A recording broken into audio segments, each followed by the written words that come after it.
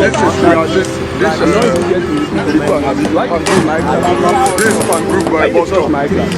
Nigerian people don't bring no bonga Bishop news story. My name Nande. And make a sharply yarn on a son to the say it just happened. As Christians they celebrate Easter Sunday, some other ones that they cry you.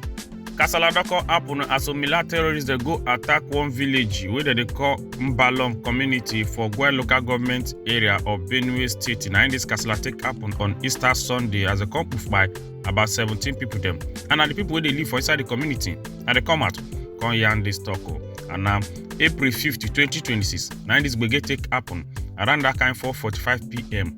in the afternoon.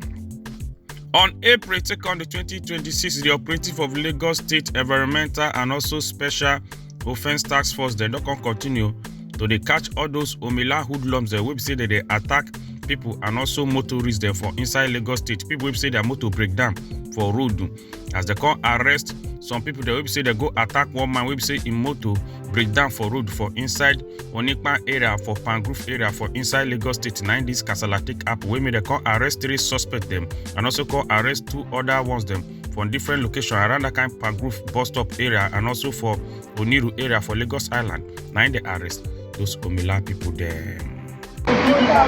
Give you money for what? Even if to say you help me, it would have been a different thing.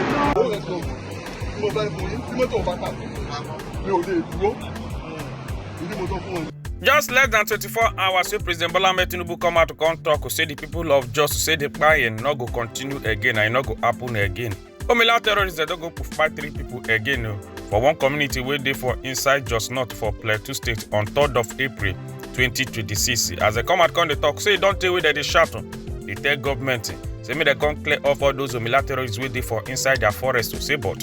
Now the same thing we say that always they keep quiet. Say now, say they don't puff pipe. 3 people where they use leaf and also some grass take cover 3 of them for inside their community. Under these branches and leaves of mango tree are the corpses of 3 young people that were killed last night.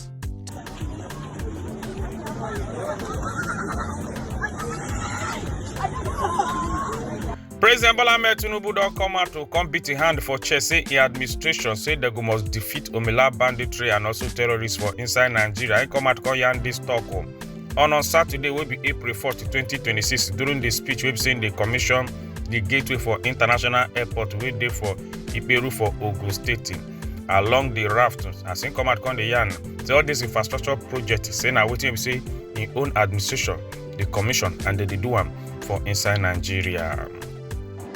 We will win over banditry and terrorism. I gave you the assurance. At least about 7 people that don't come move Mayo as suspected Omila terrorists then come attack some churches then for inside Ariko community for Kachia local government area of Kaduna State on a Sunday will be April 50, 2026. During we say the Christians they celebrate their Easter Sunday. Now in this Kasala take happen. But according to how we take the yarn this story, there's talk say the first church we say the attack na Ekwa Church, St. Augustine Catholic Church, and also other churches that we see that day for inside Ariko. Now those Omila terrorists them be attack. Now punch now come out come yarn this story. The National Drug Law Enforcement Agency will be NDLA don't come talk say they don't catch one fake pastor will be say they in charge of Celestial Church of Christ for inside Agonvisi Beach for Sakpo area of Semeboda for inside Badagry, inside Lagos State, and the pastor named na Afolabi Udonu, 45 years old man with a wife Mrs. Success. Now they come arrest 2 of them. That Mrs. Success in age now 35 years old as they come block them after we say they catch them with some scoop weigh 11 kg and also some other ones that we say they put for inside the bag where they hide for some part of their vehicle. Through we say they won't try. They smuggle those things them. And on Thursday will be April 2nd, 2026. Now the National Drug Law Enforcement Agency come at contact, say they catch them.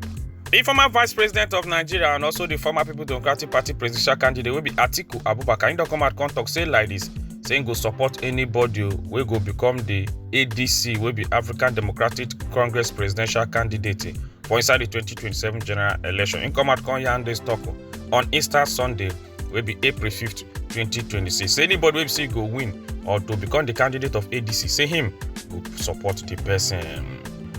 Plenty Nigerians dey on the fire by mouth. They give the FCT minister wey be Nyesom Wike after when he come out come threaten on top national television through website that interview for Abuja, saying him for shoot the Arise TV presenter will be Shehu Akimboleye. After we Shehu come out come ask some questions, say the way we say things they go now, say be like say Nigeria won't become one party state. Now so the FCT minister will be Nyesom Wike come the threaten him, saying for shoot him, and he come out come yarn this talk during whether they yarn about the politics today for on top channels television for inside Abuja chat. The Omogan Hollywood actress wey say she get better curve body wey her name be Damilola Onidokoma to come dey yarn say no be small thing o wetin she dey always dey see for on top her social media. Say plenty of the male fans dey always dey send their naked pictures while some of them go dey tell her say anytime wey say they dey watch her picture or her video say they dey use am dey soapy themselves. As she come dey talk, so all those things say dey make her dey uncomfortable anytime we say they send am all those kind message. The National Association of Resident Doctors wey be NAD don come declare say they go total and indefinite strike wey go begin for on Tuesday night wey be April 7, 2026. As they come point and dey give federal government say because they not do wetin they agree and they provoke them. Say na im wan make them take go this indefinite strike.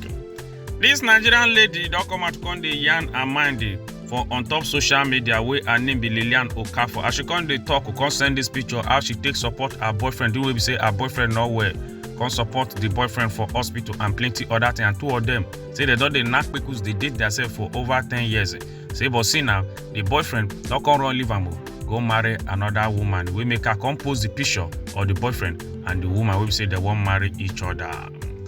The Nigerian Calabar Police Force will be MPF don't come out to come. They talk say they go take disciplinary action against all these Calabar police officers. The way they see on top this video where they harass one upcoming rapper and his friend for Abulado area of Lagos State on Saturday will be March 4, 2026. As the contact said they will transfer this case, they go Abuja and Adre. Now they go take handle those officers well because of the way where they take misbehave.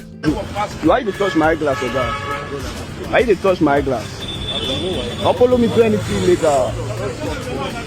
Now Bishop News O'Clock. My name is Nanehi. Make una enjoy your day.